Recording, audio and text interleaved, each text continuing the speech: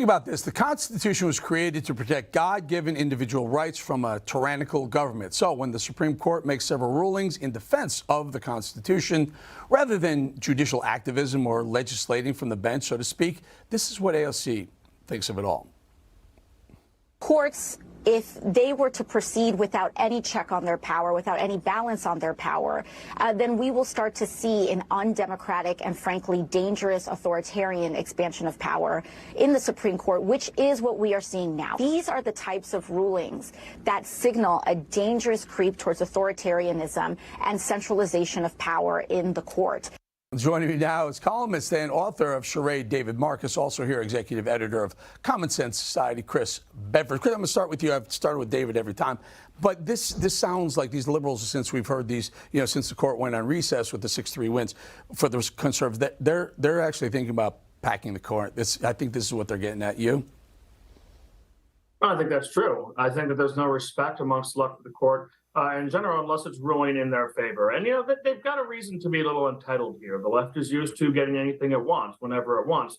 The left is used to having control of the DOJ. The left is these days used to having control over U.S. intel. The left is used to just a steady march through the Congress.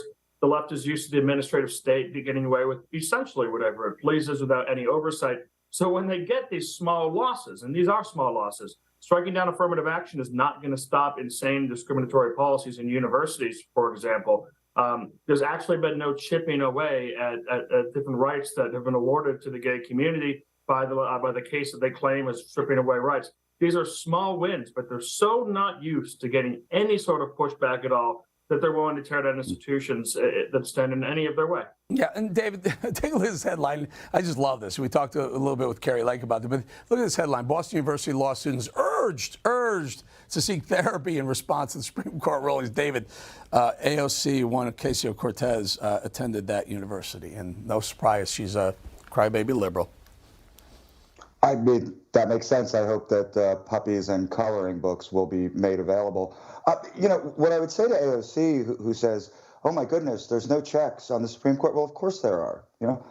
Amend the Constitution. I mean, it's literally written that is the check on the Supreme Court. But that hasn't happened in a long time, because to get these unpopular measures through would require so many votes that they can't get it. I will say one other thing. I think that the Supreme Court was extremely wise, as frustrating as it was for journalists, to drop these 3 bombshell cases very quickly, one after the other, because I think it did diffuse some of the backlash to it. And as we saw with Dobbs, if you give the left that one thing to sink their teeth into, the next thing people are showing up with weapons at Supreme Court justice houses. This goes very quickly. I'll say with you, David, 30 seconds each, guys. Elections have consequences. You have a 6-3 Supreme Court leaning conservative. Thank God Roberts and the others are following through with where they were supposed to be and voting the way they were supposed to. Elections have consequences. 30 seconds each, David.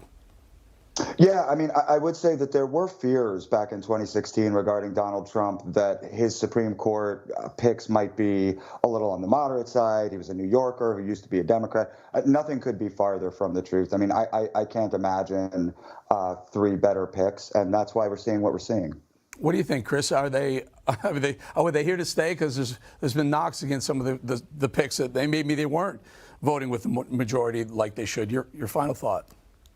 Yeah, I think the Supreme Court certainly isn't controlled by any kind of right-wing agenda. This is the same Supreme Court that closed down churches during COVID but allowed casinos to stay open. The same Supreme Court that's declined to hear a number of cases that would be easy right-wing victories. The same Supreme Court that says, no, we're going to allow abortion drugs on shelves, at least not to an emergency stop. We're not going to interfere with Joe Biden's open border plan right now. So this is a legal court, and it's one where there's going to be debates, and it's hard to predict which way the judges go. Yep. But thank goodness there are some judges here right now who have been able to stand up for some really important things. I'll call it. You're right. It's not a right-wing court. It's not a left-wing court. It's a constitutional court, and thank goodness for that. David Marcus, Chris Bedford, thank you both so much. Thank you.